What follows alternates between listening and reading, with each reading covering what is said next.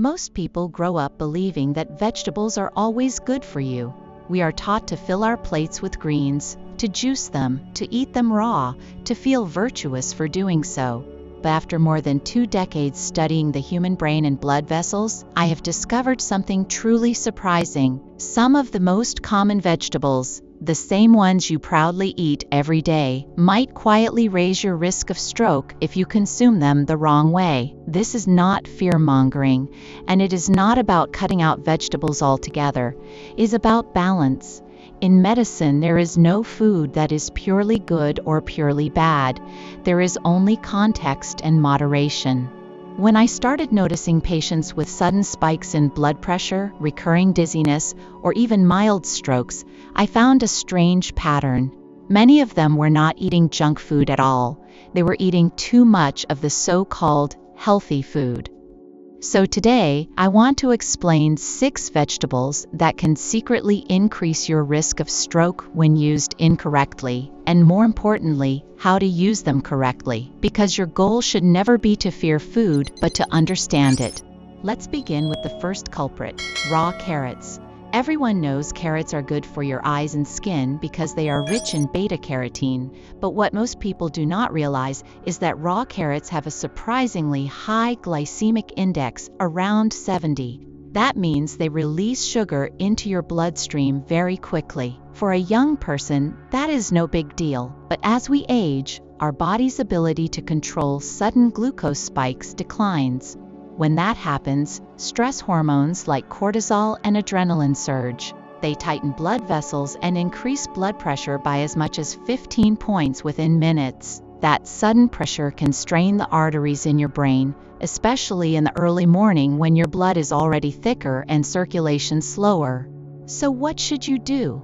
You do not need to stop eating carrots. You just need to prepare them right. Lightly steam them for 3 minutes.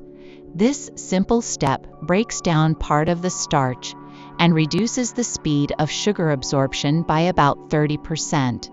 And if you combine carrots with fiber-rich foods like chia seeds or oatmeal, you slow that effect even further.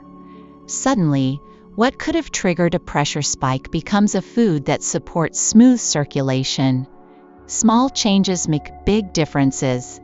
Next, let's talk about pickled vegetables such as sauerkraut, kimchi, and pickled cucumbers. These foods are ancient and full of probiotics, but they also hide a dangerous amount of sodium. Just 2 tablespoons of traditional pickles can contain more than 700 milligrams of salt, nearly 1/3 of the recommended daily limit. It might not sound like much, but that salt pulls water into your bloodstream, thickening your blood and making your heart work harder. Studies show that just 2 extra grams of salt per day can raise your stroke risk by more than 20%. The solution is not to quit pickled food, it is to control it. Rinse your pickled vegetables under running water for 15 seconds before eating. That simple act removes about 30% of the sodium immediately. Also, choose products labeled low sodium with less than 500 milligrams per serving. A small, deliberate adjustment like that can protect your blood vessels for decades. The third vegetable is one of the biggest surprises: green vegetable juice. People love juicing kale, spinach, celery, and lettuce because they look and feel healthy. But when you blend or juice leafy greens, you destroy much of their natural fiber. That fiber normally controls how fast your body absorbs nitrates. When you remove it, those nitrates convert quickly into nitrites, which can reduce your blood's oxygen-carrying capacity. In other words, you are drinking something that quietly decreases the oxygen reaching your brain and muscles. For a healthy young adult, the drop might go unnoticed. But for someone older or already dealing with blood pressure issues, it can cause dizziness, confusion, and fatigue within half an hour. So how can you keep your green juice healthy? Drink it immediately after blending within 10 minutes before oxidation begins. Add a squeeze of lemon or orange juice. The vitamin C slows down the conversion of nitrates to nitrites by up to 30%, and limit portion to around 6 ounces, never on an empty stomach. The goal is not to avoid greens, but to let your body use them safely. The fourth vegetable is celery. It is famous for lowering blood pressure, but too much can push it in the opposite direction. Celery juice is rich in nitrates as well, about 200 milligrams in just 8 ounces. That can cause blood pressure to drop too fast, especially if you are taking medication for hypertension. I once treated a patient named Ellen, a 66-year-old woman, who drank half a liter of celery juice every morning because she heard it detoxes the body. After 3 weeks, she almost fainted while standing at the pharmacy. Her blood pressure had fallen dangerously low. When we cut her celery juice to just 8 ounces, blended instead of strained, her symptoms disappeared. Celery can heal or harm depending on the dose. Now let's move to the fifth vegetable, kale. Kale is a powerhouse of nutrients, full of antioxidants and fiber, but is also loaded with vitamin K, a nutrient essential for blood clotting.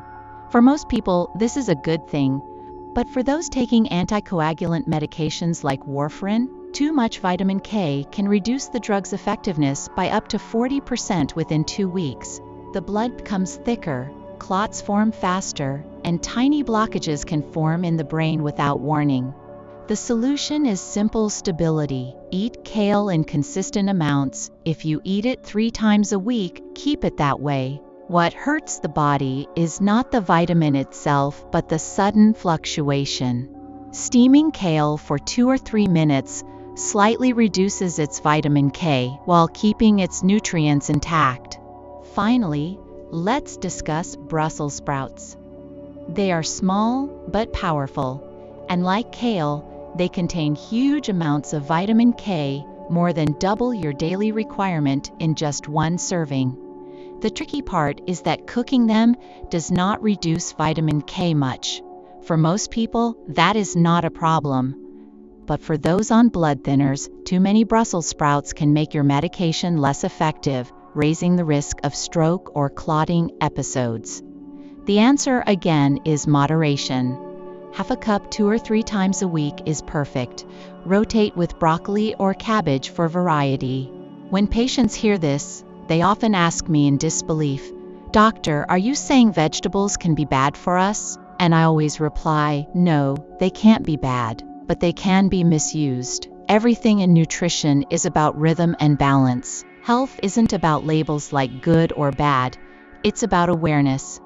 Think of stroke not as a single event, but as the result of years of small imbalances. Each time blood pressure spikes from sugar or sodium, or blood thickens from too much vitamin K, the vessels in your brain suffer microscopic damage.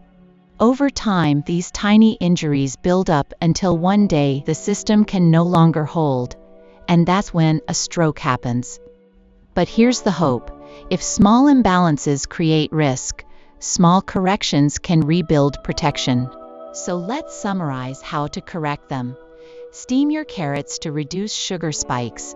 Rinse your pickled vegetables to lower sodium. Drink your green juices fresh with citrus. Limit celery juice to 1 small glass a day. Keep kale and Brussels sprouts consistent, not excessive. These steps are not drastic, they are steady and sustainable. That is how you build real prevention. I have seen countless patients who transformed their health with small changes. One man came to me after suffering a mini stroke. He thought he was doing everything right, eating salads daily, juicing every morning, but his blood work showed sodium overload and fluctuating clotting levels. We adjusted his diet, balanced his greens, added water, and within months his pressure stabilized. He told me, "Doctor, I didn't change my life, I just changed how I treated it." That sentence has stayed with me. Your body does not need perfection. It needs consistency. The circulatory system is a delicate symphony, and every food you eat is an instrument. Too much salt, and the rhythm speeds up. Too little oxygen, and the melody fades. Balance keeps the music alive. Let's also talk about the invisible factors: hydration, stress, and sleep. Dehydration thickens your blood, making it harder for oxygen to flow. Stress releases hormones that constrict blood vessels. And lack of sleep prevents your brain from clearing toxins that build up daily. Nutrition is only one part of stroke prevention, but it's the one you can control most easily because it begins in your kitchen.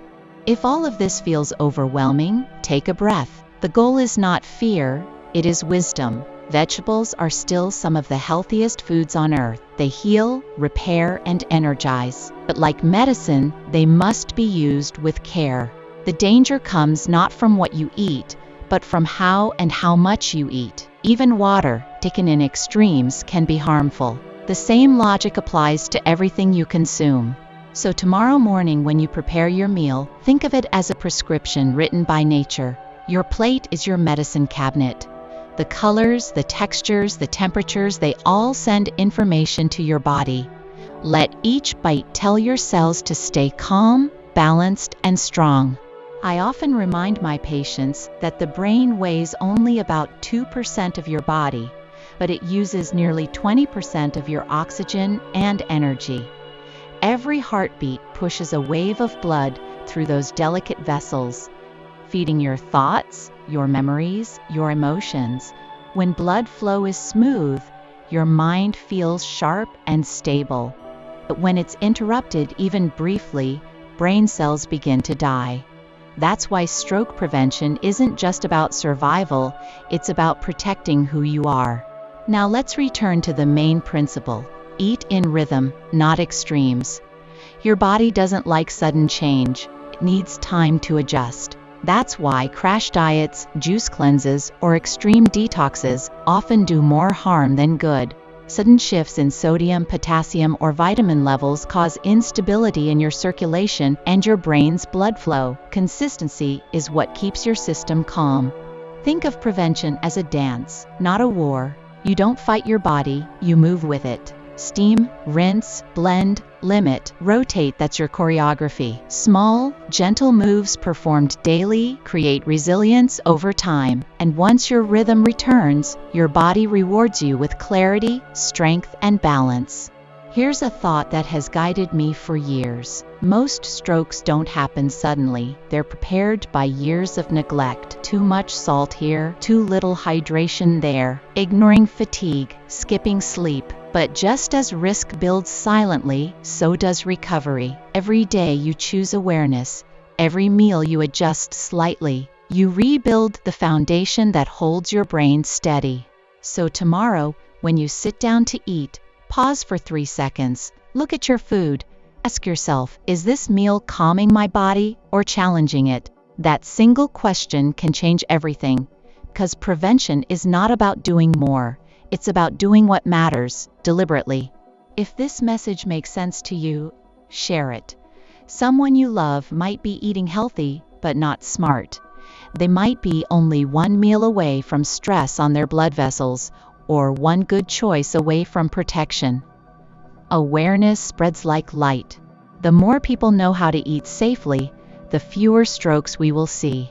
In my years as a brain doctor, I've learned something simple. Medicine saves lives, but habits shape them.